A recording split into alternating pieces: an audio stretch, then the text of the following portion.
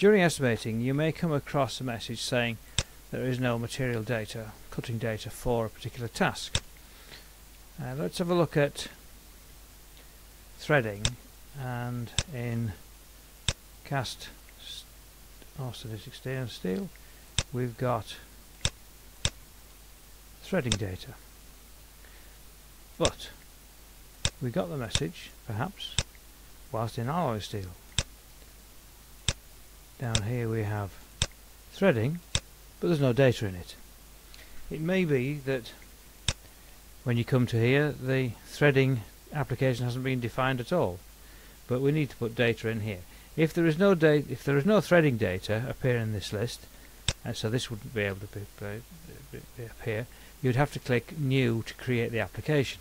But because we've got one, we just confirm that we want to put it into, we want this data to be threading data. We're going to use a carbide type tool.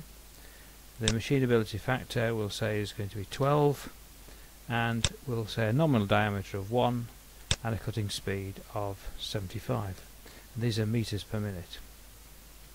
Okay, so now just to check on what the cutting speed would have been on that one, we have 100 here, so 12 power factor, which is about right. If we look at threading, we've got 75, so it's a bit less. However, the task that we use for threading might be called screw cutting, so let's have a look at that, and you'll see that in turning, screw cutting, or threading, screw cutting,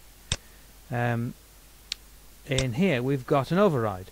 So whatever material is being cut at this particular time, it will override the speed to 60% of the material file data. And there's a little help here which will be displayed when you hover over the task. And that's how we create cutting speeds for screw cutting in ESTIM.